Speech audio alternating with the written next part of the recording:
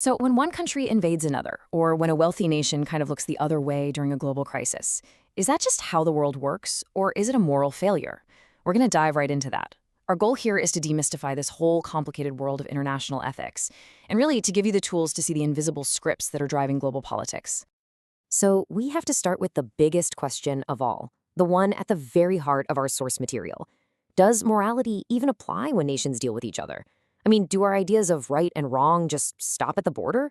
Or do they actually extend to the entire globe? Honestly, this one question, it unlocks everything else. And this really frames the two sides of that debate perfectly. You can pretty much boil down every major global argument to this fundamental conflict. Is the world run by pure power, where the strong do what they can and the weak suffer what they must? Or do principles, these big ideas about justice and rights and morality, do they actually get a say?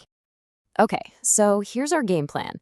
First, we're going to dig into that core debate, power versus principles. Then we'll introduce the four big theories, the isms, that shape how countries behave. After that, we'll see how those theories hold up against some tough, real-world problems. And finally, we'll talk about why any of this actually matters to you and me. All right, let's jump into part one.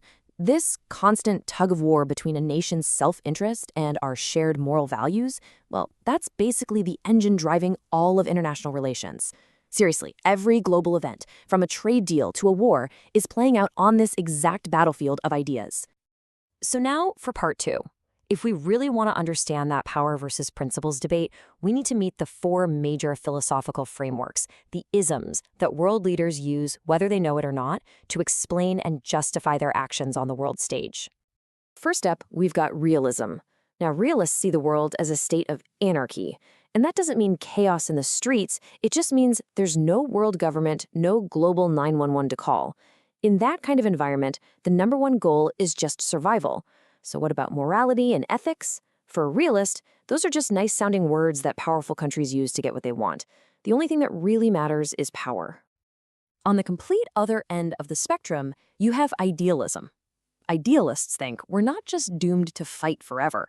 They focus on our common interests and believe we actually can build a more peaceful world through things like international law and shared values. For an idealist, peace isn't just about stopping the fighting. It's about building something better in its place, justice. Next up is cosmopolitanism, which takes the ideas of idealism a really fascinating step further. It says our main moral duty isn't to our country, but to all human beings. From this point of view, those lines on a map are basically morally irrelevant. We're all part of one big global community, and our top priority should be protecting universal human rights for every single person everywhere. And finally, there's constructivism, which kind of offers a middle path. Constructivists argue that the rules of the world aren't set in stone, they're built or constructed by our shared ideas, the language we use, and our sense of who we are as a nation.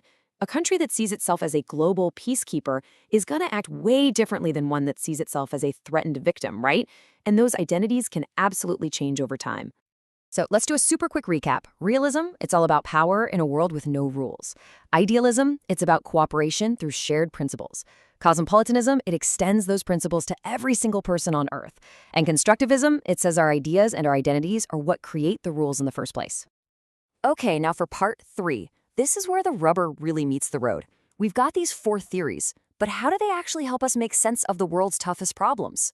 Let's put them to the test with a few classic dilemmas. First up, the most fundamental issue there is war and security. When nations build up their armies and decide to go to war, what's the ethical thinking behind that? Well, the differences are huge. A realist sees war as just another tool for protecting national interests. The question isn't whether it's just, it's whether it's winnable. An idealist sees war as a total failure of diplomacy, something to be prevented at all costs by international law. A cosmopolitan looks right past the countries and sees the real crisis, the harm being done to people who need to be protected no matter what side of a border they live on. All right, let's move on to dilemma number two, the massive gap between the world's rich and poor nations. What are the moral obligations here, if any? A realist would probably say that poverty is, a domestic problem for other countries to solve. Any foreign aid is only given if it creates some kind of strategic advantage. But a cosmopolitan sees it as an urgent moral crisis. For them, helping isn't just charity, it's a moral duty. And a constructivist would point out that how we talk about poverty, whether we frame it as a security threat or a violation of human dignity, totally shapes the solutions we're willing to even consider.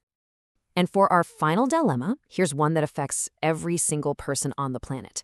How do we manage our shared environment, our global commons? For a realist, the environment is just one more arena for competition over resources. They're only going to sign a climate treaty if it gives them some kind of edge. The idealist, on the other hand, sees climate change as a common shared problem that we can only solve by working together. And the cosmopolitan goes even further, calling for a whole new concept of ecosystem ethics, where our duty is to the planet itself and to all the future generations who are going to inherit it. So this brings us to our final and maybe most important section. Why should you care about any of this? Well, because these theories, they're not just for textbooks. They're the philosophies driving the decisions you read about in the headlines every single day. Here's the big takeaway. When you see leaders debating whether to get involved in a human rights crisis somewhere, you are literally watching a live clash between cosmopolitanism and realism. When they're arguing over a global climate treaty, that's idealism and realism going head-to-head in real time. Understanding these isms gives you a powerful new lens to see what's really going on in the world. And our source material really nails it here. This field gives us the tools we need to understand the world on a much, much deeper level. It lets you look past the sound bites and see the fundamental philosophical disagreements that are really driving the conversation. So, I'll leave you with this final thought, a kind of challenge, really.